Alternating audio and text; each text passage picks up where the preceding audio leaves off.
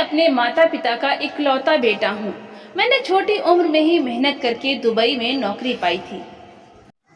घर में मेरे माता पिता और मेरी पत्नी पायल रहती थी।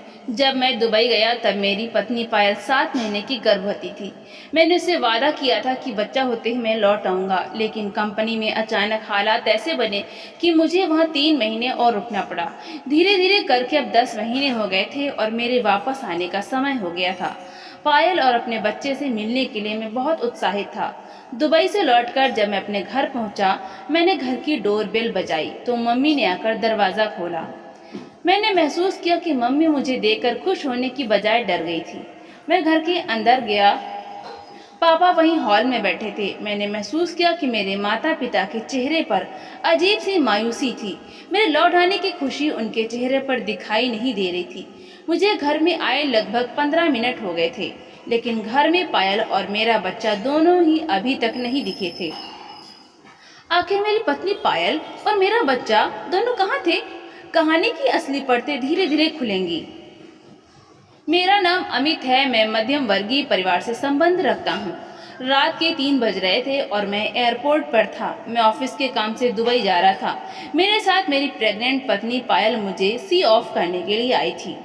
पायल मेरे गले से लग गई थी। उसकी आंखों में डर और प्यार के मिले जुले भाव थे। मुझको जाता हुआ देखकर पायल की आंखों से लगातार आंसू बह रहे थे। उसने रोते हुए मुझसे कहा, जल्दी आ जाना अमित, तुम्हारे बिना मेरा मन नहीं लगेगा। पायल ने मेरे कंधे पर सिर रखकर कहा था। पायल को इस तरह से परेशान देखकर मुझे बहुत चिंता होने लगी थी। पायल, लेकिन मेरी भी मजबूरी थी, जाना बहुत ज़रूरी था। मैंने पायल की नाक खींचते हुए कहा, हमारा छोटा सा राजा या रानी जो कुछ भी हो, उसका अच्छे से ध्यान रखना। मैं आते ही सबसे पहले उसको ही गोद में उठाऊंगा। पायल ने हंसते हुए आंसू पोंछे। मेरे मम्मी पापा भी आए थे।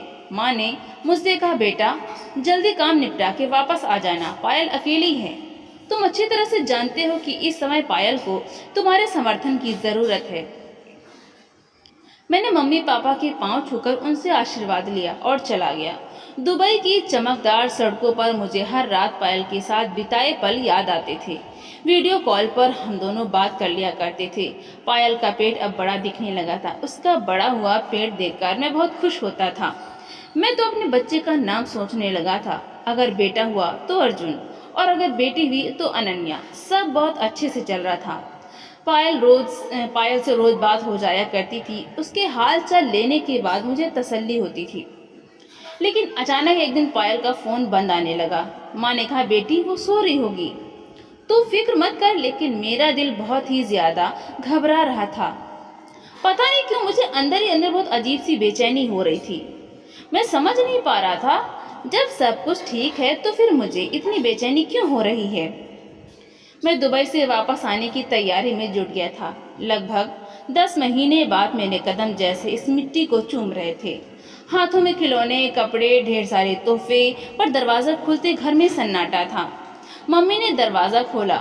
मैंने घर को चारों तरफ से देखा। मम्मी पापा दोनों थे, लेकिन पायल और मेरा बच्चा नहीं दिखाई दे रहा था। मम्मी, पायल कहाँ है और मेरे बच्चे का पालना कहाँ है? मम्मी ने अपनी नज़रें चुरा ली और पापा खामोश खड़े रहे। मैंने घबरा कर फिर से पूछा, मम्मी बताओ ना, पायल कहाँ है, मेरा बच्चा कहाँ है? मुझे बहुत ज़्यादा बेचैनी हो रही है। आप लोग कुछ बोल क्यों नहीं रहे हो? मम्मी की आंखों में आंसू थे और पापा ने धीरे से कहा, बेटा पायल चली गई हमें। मेरे पापा का वाक्य भी पूरा भी नहीं हुआ था, मैं बीच में ही बोल पड़ा, कहाँ चली गई पापा? मैं चीख पड़ा तो माँ ने कांपते हाथों से मेरा हाथ पकड़ा। बेटा तेरी पायल वो हमें छोड़ गई। बेटा क्या मतलब? कहाँ गई पायल और मेरा बच्चा? मेरी मम्मी चुप रही और पापा ने बस एक वाक्य कहा, वो नहीं रही अमित। मुझे यकीन ही नहीं हो रहा था कि पायल मुझे छोड़कर चली गई। मैंने मम्मी के पैर पकड़ लिए। मम्मी सच बताओ, मेरी पायल कहाँ है और बच्चा कहाँ है? मैं आपके सामने हाथ जोड़ता हूँ, मुझे मेरी बीवी और बच्चे से मिलना है। मुझे इस तरह से परेशान देखकर मेरी मम्मी रो पड़ी। बेटा हम तुझे तकलीफ नहीं देना चाहते थे, लेकिन बेटा पायल जा चुकी है, यही सच है। मेरे चीखने की आवाज़ से पूरा घर गूंज उठा। पता नहीं क्यों मुझे ऐसा लग रहा था जैसे मुझसे कोई बहुत बड़ा झूठ बोला जा रहा है। फिर मैंने धीरे धीरे पड़ोसियों से पूछना शुरू किया। किसी ने मुंह नहीं खोला। बस एक बूढ़ी पड़ोसन ने धीरे से मुझसे कहा, बेटा, बेटियां जब माँ बाप की नज़र में बोझ बन जाती हैं ना, तो सास ससुर का घर भी जेल बन जाता है। मेरे पैरों तले से जमीन खिसक गई। मैंने अपने घर की तरफ देखा। क्या मेरे अपने मम्मी पापा मुझसे कुछ छुपा रहे थे? मैं उसी समय वहां से निकल गया। मुझे समझ नहीं आ रहा था कि आखिर सच क्या है। इसीलिए मैंने अपने दोस्त विशाल से मदद ली। हम दोनों ने मिलकर अस्पताल से रिकॉर्ड निकलवाया। वहां लिखा था, Mrs Payal Sharma discharge with baby girl. Discharge date वही थी जिस दिन पायल से मेरी आखिरी बार वीडियो कॉल पर बात हुई थी। तो फिर पायल और बच्ची कहाँ गई? ये सब देखकर मुझे बहुत गुस्सा आ रहा था। आखिर मेरे मम्मी पापा ने मुझसे झूठ क्यों बोला? अस्पताल का रिकॉर्ड मैंने मम्मी के सामने फेंक दिया। ये देखो मम्मी, अच्छे से देख लो। पायल ने बेटी को जन्म दिया था और तुम लोग कहते हो वो मर गई। कैसे मर गई? कब मर गई? बच्ची कहाँ है? मम्मी ने सिर झुका लिया। तभी पापा ने कड़क आवाज में कहा, ज्यादा सवाल मत कर अमित, जो हो गया सो हो गया, अब अपनी जिंदगी को देख। लेकिन मैं चुप कहाँ रहने वाला था। मैंने अपने पापा की आंखों में झांकते हुए कहा, मम्मी पापा, आप दोनों लोग मेरी बात कान खोल कर सुन लीजिए। अगर आप लोगों ने कुछ किया है तो मैं सच तो बाहर लाकर ही रहूंगा। मैं वापस उसी अस्पताल पहुंच गया जहां मेरी पायल ने बच्ची को जन्म दिया था। वहां पर मुझे एक बूढ़ी नर्स मिली, सरला आंटी। मैंने उसे हाथ जोड़कर पूछा, आंटी, मेरी पत्नी पायल और मेरी बच्ची, अगर आप कुछ जानते हैं तो मुझे बता दीजिए। मैं आपका ये एहसान जिंदगी भर नहीं भूलूंगा। तभी सरला आंटी ने चारों तरफ देखा और धीरे से बोली, बेटा, मैं तो यही कहूंगी कि तुझे खुद देखना चाहिए कि उस रात तेरे माँ बाप अस्पताल में क्या करने आए थे। मैंने अस्पताल के पुराने सीसीटीवी फुटेज निकलवाए। उस रात पायल ऑपरेशन थिएटर से बाहर निकली थी। पायल के चेहरे पर थकान थी, लेकिन गोद में नन्ही बच्ची थी। तभी मेरे पापा पायल के कमरे में जाते दिखे। आधा घंटा बाद एक स्ट्रेचर पर पायल को बाहर ले जाया गया, लेकिन बच्ची को कोई और ले गया। ये सब देखकर मेरी आंखों में खून उतर आया। मेरे पापा ने ये क्या कर डाला मेरे परिवार के साथ? अब मैंने अपनी मम्मी को फिर घेरा और इस बार मैंने मम्मी से बहुत कुछ कहे, जिसकी वजह से वो टूट गईं। आंसू बहाते हुए बोली, तेरे पापा ने कहा कि पराई जात की बेटी क्यों पालेंगे? पायल ने बच्ची को जन्म दिया, इसीलिए पायल को भी निकाल दिया। बच्ची को अनाथालय भिजवा दिया। और पायल के साथ क्या किया मम्मी? पायल ने जब इसका सबका विरोध किया तो उसे मायके भेज दिया बेटा। अब वो भी पता नहीं कहाँ गई होगी। मुझको ऐसा लग रहा था जैसे मेरे ही माता पिता ने मेरे दिल पर छुरा मार दिया हो। मैंने मम्मी की आंसू नहीं देखे। मेरे दिमाग में बस एक ही बात गूंज रही थी, मेरी बेटी अनाथालय में है। मैंने तुरंत पायल के मायके फोन किया। मेरे ससुर जी ने फोन उठाया। कौन? मैं, अमित। पायल कहाँ है पापा? मेरी इतना बोलते दूसरी तरफ सन्नाटा पसर गया। फिर रोते हुए उसके पापा ने बताया, वो तो बहुत पहले इस घर से चली गई थी बेटा। तुम्हारे मम्मी पापा ने उसको अपने बच्ची के लिए तरसाया। वो बच्ची को ढूंढने निकली थी बेटा, और उसके बाद वो फिर कभी वापस नहीं आई। मेरे पैरों के नीचे से फिर जमीन ही सरक गई। अब मुझे अपनी बेटी को ढूंढना था। मैं शहर के हर अनाथालय गया, हर जगह पंजीकरण देखे, कहीं कोई नवजात बच्ची के नाम से एंट्री हो। फिर मुझे तीसरे दिन एक रिकॉर्ड मिला, नाम अज्ञात बच्ची, उम्र 1 दिन, स्थिति गोद दी गई। यह देखकर मेरे हाथ कांप गए। आखिर किसे दी गई मेरी बच्ची? किसने लिया होगा उसे? अब मैं कैसे वापस लाऊंगा? यही सारी बातें मेरे दिमाग में चल रही थी। तभी वहाँ की मैनेजर ने मुझसे कहा, एक दंपति थे जो अपनी बेटी की मौत के बाद बच्चा लेना चाहते थे। उन्होंने बच्ची को कानूनी तौर पर गोद लिया। मैं अपनी बेटी को वापस पाना चाहता था, लेकिन मेरे दिमाग में पायल की हालत घूम भी रही थी। वो कहाँ होगी, कैसी होगी, किस हाल में होगी? मैंने थाने में गुमशुदगी दर्ज करवाई, अखबार में इश्तिहार छपवाया, पायल तुम जहाँ कहीं भी हो लौट आओ। मैं दुबई से वापस आ गया हूँ, तुम्हारा अमित। रात भर मैं अपनी शादी की तस्वीरें देखता, वो हर जगह पायल को ढूंढ रहा था। फिर अगले दिन मैं उस परिवार तक पहुंचा जिन्होंने मेरी बेटी को गोद लिया था। दरवाजा एक दंपति ने खोला। उनकी गोद में 3 साल की नन्ही परी थी, ठीक वैसे ही जैसे मैंने पायल के साथ देखी थी। उसे देखकर मेरी आंखों में आंसू थे। ये मेरी बेटी है, उस परिवार ने कहा। कानूनन अब ये हमारी है। मैं चाह कर भी कुछ नहीं कर पाया था। थोड़ी देर तक उन लोगों से बात करने के बाद मैं वहां से निकल गया। वहां से निकलने के बाद मेरे सामने बार बार पायल का चेहरा घूम रहा था। वो कहाँ होगी, किस हाल में होगी, बस दिमाग में यही चल रहा था। मैं वहां से निकला ही था कि थोड़ी दूर जाने के बाद मैंने कुछ ऐसा देखा। पायल एक मिठाई की दुकान पर फटे कपड़े पहने हुए बैठी थी। उसको देखकर मेरा शरीर अंदर तक कांप गया और मेरे पैरों तले से जमीन ही खिसक गई। मैंने तो कभी सपने में भी नहीं सोचा था कि मेरी पायल मुझे इस हाल में मिलेगी। मैं तुरंत वहां पर पहुंचा। जैसे ही पायल ने मुझे देखा वो फूट फूट कर रोने लगी। उसने मुझसे कहा, अमित, मुझे मेरी बच्ची से मिला दो। इन लोगों से मैं रोज कहती हूँ, यह लोग मुझे मेरी बच्ची नहीं देते, तुम कहो ना तो ये मुझे मेरी बच्ची दे देंगे। पायल को इस तरह से तड़पता हुआ देखकर मेरी आंखों से आंसू बह निकले। मैंने उसे सीने से लगा लिया। कुछ देर तक वो रोती रही, फिर मैंने उसे शांत कराया। पायल, तुम चिंता मत करो, मुझे पता है हमारी बच्ची कहाँ है, तुम घर चलो, मैं उसे ले आऊंगा। तभी मिठाई वाले ने कहा, अरे भैया, इस पागल लड़की को अपने घर मत ले जाना, यह लोगों को पत्थर फेंक कर मारती है, कहीं ऐसा न हो कि आपका भी सर फोड़ दे। दुकान वाले की बातें सुनकर मुझे बहुत गुस्सा आ रहा था, लेकिन मैं कुछ नहीं बोला। चुपचाप पायल को वहां से लेकर अस्पताल गया। अपनी बेटी खो देने की वजह से पायल को बहुत बड़ा सदमा लगा था, जिसकी वजह से उसका मानसिक संतुलन बिगड़ गया था। पायल अस्पताल में धीरे धीरे ठीक होने लगी, पर उसकी आंखों में वो पुरानी चमक नहीं थी। वो बस एक ही बात बार बार कहती, मेरी बेटी कहाँ है, मुझे उससे मिलना है। मैं हर रोज उसे दिलासा देता, मैं हमारी बेटी को वापस लाऊंगा। पायल, तुम्हारे बिना मैं अधूरा हूँ। मेरी बच्ची को गोद लेने वाले माता पिता ने भी कोर्ट में कहा, हमने इसे अपनी बेटी समझकर पाला है, हम इसे ऐसे नहीं छोड़ सकते।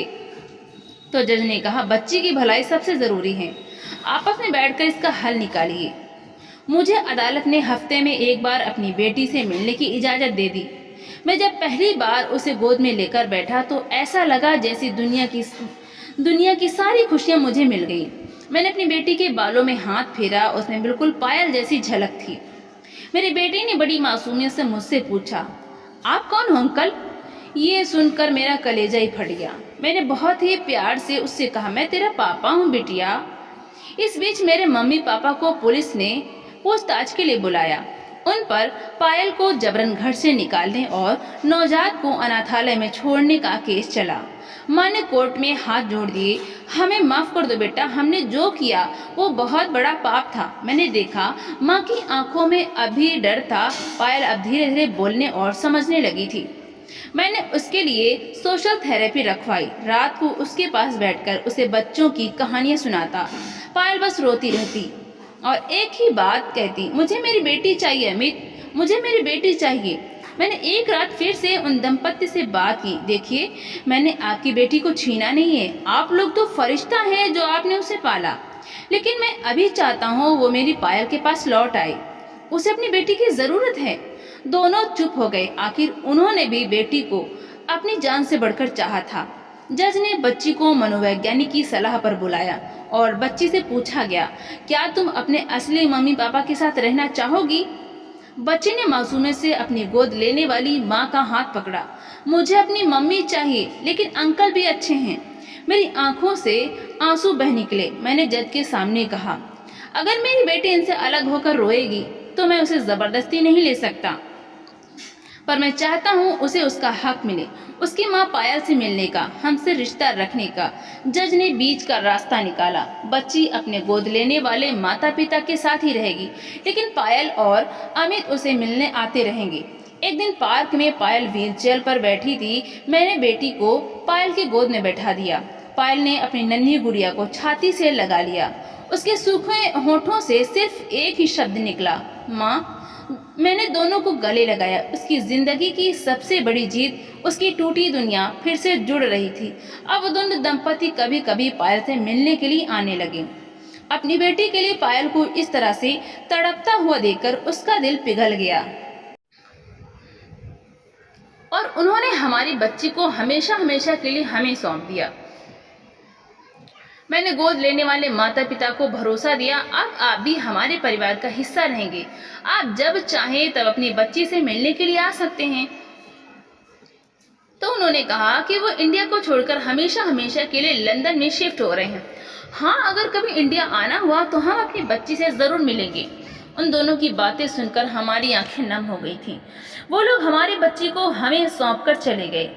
अब मैंने अपने माँ बाप को छोड़कर पायल के साथ नया घर लिया। धीरे धीरे एक बड़ा जख्म भरने लगा। पायल ने एक दिन मेरा हाथ पकड़ा। अमित, अगर तुम नहीं लौटते तो मैं मर जाती। तुम नहीं थे तो सबने मुझे अकेला समझ लिया। मैंने अपनी पायल के माथे को चूमा। अब मैं कहीं नहीं जाऊंगा। मेरी जान, मेरी बेटी, मेरा घर सब यही है। मैंने अपनी बेटी को पहले दिन स्कूल छोड़ा। पायल भी मेरे साथ थी। बेटी स्कूल के गेट पर मुड़ी। पापा मम्मी शाम को लेने आना। मैंने और पायल ने एक दूसरे को देखा। अब हमारी टूटी जिंदगी को नन्ही मुस्कान ने जोड़ दिया था। मैंने सालों बाद अपने मम्मी पापा को मिलने बुलाया। मम्मी ने पोती को देखते हुए रोते हुए माफी मांगी।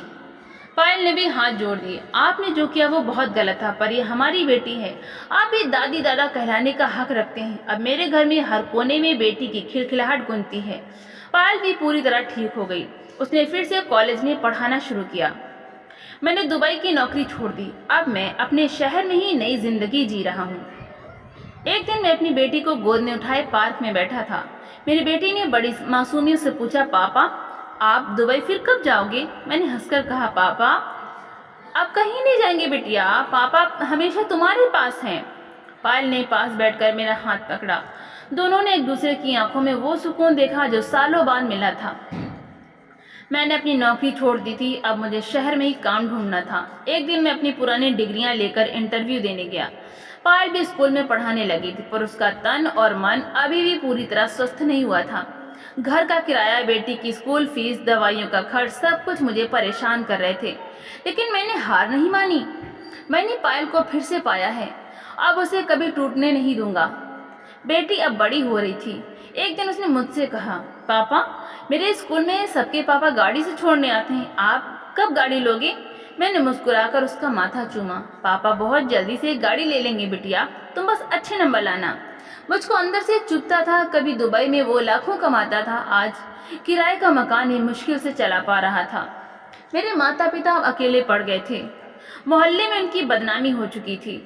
उन्होंने मुझको फिर से बुलाया, बेटा वापस घर आ जा, सब फिर से पहले जैसा कर लेंगे। तो मैंने कहा, आपने पहले जैसा कर दिया था। अब मैं अपनी बेटी को उस जाल में नहीं डाल सकता। मम्मी ने सिर झुका लिया। गलतियों की सजा उम्र भर काटनी पड़ती है। पायल ने धीरे धीरे स्कूल के बच्चों को पढ़ाते पढ़ाते खुद का छोटा कोचिंग सेंटर खोलने की सोची। उसका हौसला देकर मुझे भी नई उम्मीद मिली। अब हम दोनों पति पत्नी साथ बैठकर घंटों सेंटर की योजना बनाते। किराया, किताबें, एडवर्टाइजिंग। एक टूटा घर अब नए सपनों से सजने लगा। एक रात मैंने और पायल ने अपनी बेटी को पास बैठाकर सच्चाई बताई। बिटिया, जब तू पैदा हुई थी तो पापा बहुत दूर थे, मम्मी बहुत अकेली थी। कुछ लोग हमें अलग करना चाहते थे, लेकिन हमने हार नहीं मानी। बिटिया ने अपनी माँ का चेहरा पकड़कर कहा, मैं हमेशा मम्मी पापा के साथ रहूंगी, कोई मुझे आपसे अलग नहीं कर सकता। उसकी नन्ही आंखों में हिम्मत थी। उसी ने पायल की आंखों से पुराने आंसू धो डाले। कॉलोनी में कुछ लोग मम्मी पापा को अब भी ताने देते थे, कहीं की नहीं रही, देखो बेटा भी भाग गया, बुढ़ापे में नाक कटाई। ये सुनकर पायल अंदर से कांप जाती, लेकिन अब वो टूटती नहीं थी, क्योंकि उसका हाथ थामने के लिए अब मैं था। लोग बोलते रहेंगे पर हम झुकेंगे नहीं। कोचिंग सेंटर खोलने के लिए मैंने बैंक से लोन मांगा, लेकिन बैंकर ने कह दिया, तुम्हारा इतिहास ठीक नहीं है, घर का विवाद रहा है, आप लोग लोन के लायक नहीं है। मैंने हार नहीं मानी। मैं अपने दोस्तों के पास गया और एक एक पैसा जोड़ा, पुरानी ज्वेलरी बेच दी। पायल की आंखों में आंसू आ गए। ये मेरी माँ की निशानी थी। मैंने कहा, ये अब हमारी बेटी की खुशियों की निशानी बनेगी। सेंटर खुला और पहले क्लास में बस 5 बच्चे आए। पायल को लगा इतनी मेहनत का यही नतीजा। फिर मैंने कहा, सिर्फ 5 नहीं, 500 भी यहीं से आएंगे, बस लगी रहो पायल। इसी बीच मुझको दुबई से फिर ऑफर आया, पहले से दोगुनी सैलरी का। एक रात मैंने पायल से पूछा, क्या करूं पायल, फिर चला जाऊं क्या? पायल ने उसकी हथेली पकड़ी। जो खोया था वो वापस पाना है, पैसा नहीं, एक पूरा परिवार। अगर तुम फिर से चले गए तो मैं फिर से खो जाऊंगी अमित। मैंने वही रात को मेल भेजा, thank you but no thank you. 6 महीने में सेंटर में 30 बच्चे हो गए और पायल की मेहनत रंग लाई। लोग कहने लगे, पायल पायल मैम बहुत अच्छा पढ़ाती है। मैंने अपनी बेटी का नाम सेंटर में लिखा। सबसे पहले हमारी बिटिया पढ़ेगी, उसे हर वो सपोर्ट मिलेगा जो हमें कभी नहीं मिला। एक दिन पायल के सेंटर के बाहर मेरे माता पिता खड़े मिले, कमज़ोर, बीमार, अकेले। पायल ने उन्हें देखा तो वो सब भूल गई। फिर मैंने उन्हें अंदर बुलाया। जो हो गया वो हो गया। अब हम आपसे नफरत नहीं कर सकते। आप भी हमारे परिवार का हिस्सा हो। साल बीतते गए, मेरी बेटी ने स्कूल टॉप किया, उसका नाम अखबार में आया। उसने अपनी माँ के लिए मंच पर बोलते हुए कहा, आज मैं जो कुछ भी हूँ अपने मम्मी पापा की वजह से हूँ। इन्होंने दुनिया से लड़कर मुझे पाला है। पूरा हॉल तालियों से गूंज उठा। हम दोनों एक दूसरे को देखकर मुस्कुराए। कितना कुछ झेला लेकिन हार नहीं मानी। जो मोहल्ला कभी ताने देता था वही लोग अब सेंटर की तारीफ करते थे। बेटी की कामयाबी ने रिश्तों की कड़वाहट धो दी। मम्मी पापा ने भी अपनी गलती दिल से मानी। अब वे अपनी पोती से ही अपनी नई उम्मीद देखते थे। एक रात पायल ने मुझसे कहा, हमारी कहानी खत्म नहीं हुई। हमारी बेटी बड़ी होकर बहुत कुछ करेगी। हम फिर से कभी बिखरेंगे नहीं। वो तो मैंने कहा, मैंने जो खोया वो वापस पाया, अब कभी खोने नहीं दूंगा। मैं, पायल और मेरी बेटी अब अपने छोटे से घर में नहीं, एक नए बड़े घर में रहते हैं। सेंटर अब स्कूल में बदल चुका है। सैकड़ों बच्चे पढ़ते हैं। हम सब ने मिलकर जो रिश्ते की जड़ें फिर से सींची, वो पेड़ अब फल भी दे रहा है और छांव भी। एक रात मुझको मेरे पुराने सामान में एक छोटा सा पुराना लिफाफा मिला। खोलने पर उसमें पायल का लिखा खत था, जो उसने उस वक्त लिखा था जब उसे घर से निकालने की तैयारी चल रही होगी। उस खत में लिखा था, अमित, अगर तुम लौट कर आए और मुझे ना पाओ तो जान लेना मैंने कभी हार नहीं मानी थी। मैंने तुम्हारी बेटी को तुम्हारे बिना भी अपने पेट में दिल से पाला था। अगर कभी मुझे कुछ हो जाए और हमारी बेटी तुम्हारे पास पहुंचे तो उसे कहना मैं हमेशा उसके पास हूँ, भले ही कहीं ना दिखूं। मैं खत पढ़ते पढ़ते सिसक पड़ा। पायल ने वो खत उसके हाथों से लिया। दोनों रात भर एक दूसरे से लिपटे रोते रहे। इतना पास होकर भी वो कभी इतने दूर थे। कहते हैं इंसान को उसके कर्मों की सजा हर हाल में मिलती है। तो फिर मेरे माता पिता उस सजा से कैसे बच सकते थे? मेरी माँ अब बिस्तर से उठ भी नहीं पाती थी। एक शाम जब मैं दवाई लेने गया तो माँ का कांपता हाथ मेरे हाथ पर गिरा। बेटा, हमसे बहुत बड़ी भूल हुई। तुझे पायल से अलग करके हम क्या पाए? माँ के आंसू बिस्तर पर टपक रहे थे। मैंने उनका सिर सहलाया। गलती आपकी थी, लेकिन अब आप मेरी माँ हैं और पायल भी आपको अपनी माँ ही मानती है। आंख बंद करने से पहले आप यह बोझ उतार दीजिए। पायल को अपनी बेटी मान लीजिए। माँ ने कांपते होठों से कहा, पायल बेटी। ये शब्द सुनकर मुझको लगा जैसे मेरे अंदर की सारी कड़वाहट पिघल गई। एक दिन स्कूल में किसी बच्चे ने मेरी बेटी को चिढ़ाया, तुझे तो तेरे पापा मम्मी छोड़कर भाग गए थे, इसीलिए तुम अनाथ आश्रम में चली गई थी और तुमको किसी और ने गोद ले लिया था। देखना, फिर से वो तुम्हें अकेला छोड़कर भाग जाएंगे। मेरी बेटी घर आकर फूट फूट कर रोई, मम्मी क्या आप मुझे फिर से छोड़ दोगे? पापा भी चले जाएंगे। पायल ने उसे कसकर सीने से चिपका लिया। तू मेरी सांस है बिटिया, मैं तुझे कभी नहीं छोड़ूंगी। जिसे कभी सबने छोड़ दिया था वो कैसे अपनी बेटी को अकेला छोड़ सकती है? मैं बाहर खड़ा होकर सब सुन रहा था। मेरा दिल चाक हो गया। मैंने अपनी बेटी को गोद में उठाया। अब कोई तुझे कुछ नहीं कहेगा मेरी बच्ची, मैं हूं ना। सेंटर की भाग दौड़, घर की जिम्मेदारियां, माँ बाप की देखभाल। पायल फिर से बीमार पड़ने लगी। एक रात उसे तेज बुखार आया। मैंने सारी रात उसके माथे पर पानी की पट्टी रखी। पायल बड़बड़ाते हुए बस एक ही नाम ले रही थी, बिटिया बिटिया। मैंने उसका हाथ थामे रखा। कुछ नहीं होगा तुम्हें पायल, मैं तुम्हें फिर से टूटने नहीं दूंगा। पायल पायल के सिरहाने बेटी ने अपनी कॉपी से पन्ना फाड़ कर रखा। उस पर नन्हे हाथों से लिखा था, मम्मी जल्दी ठीक हो जाना, मुझे आपके बिना नींद नहीं आती। पायल ने सुबह उठकर वो पन्ना देखा। उसने मुझको गले से लगा लिया। देखो, हम जो खोते हैं वो सब यही एक कागज लौटा देता है। मेरी माँ की तबीयत बिगड़ गई। आखिरी वक्त में उन्होंने पायल को अपने पास बुलाया और कमजोर आवाज में बोली, बहू क्या तू मुझे माफ कर पाएगी? मैंने तुझे माँ बनकर सुख देने के बजाय नर्क में धकेल दिया। पायल ने उनका माथा चूमा। माँ, बीती बातें मत सोचो, आप माँ हो और माँ से कोई हिसाब नहीं लिया जाता। माँ ने अपनी पोती का हाथ पकड़कर कहा, कभी किसी को मत छोड़ना, कोई किसी का नहीं होता सिवाय अपनों के। वो दिन माँ की जिंदगी का आखिरी दिन था। माँ की मिट्टी को कंधा देकर मैंने और पायल ने एक नया वादा किया। अब इस घर में कोई झूठ नहीं होगा, कोई छल नहीं होगा, सिर्फ भरोसा होगा, सच्चाई होगी। बेटी ने पहली बार अपनी दादी की तस्वीर पर फूल चढ़ाए। दादी आप आराम करो, मैं अपनी पायल मम्मी का ख्याल रखूंगी। एक रात बेटी ने अपने कमरे में दीवार पर पोस्टर चिपकाया, जब बड़ी हो जाऊंगी तो मम्मी पापा के लिए बड़ा स्कूल खोलूंगी। पायल ने वो पढ़ा तो उसकी आंखों में फिर आंसू भर आए, लेकिन इस बार ये आंसू तकलीफ के नहीं, उम्मीद के थे। अब वो छोटा सा टूटा परिवार फिर से बड़ा बन गया। कोई महल नहीं था, कोई दुबई की चकाचौंध नहीं, बस एक सुकून था कि कोई किसी को छोड़कर नहीं जाएगा। पायल ने एक दिन मुझसे कहा, हमारी कहानी लोगों को सुनानी चाहिए ताकि कोई और पायल अकेली ना रह जाए, कोई और बच्चा माँ बाप से दूर ना हो जाए। मैंने उसका हाथ थामा। ये कहानी हमारे आंसुओं से लिखी गई है, जो उसे पढ़ेगा उसे भी रिश्तों की कीमत समझ आएगी।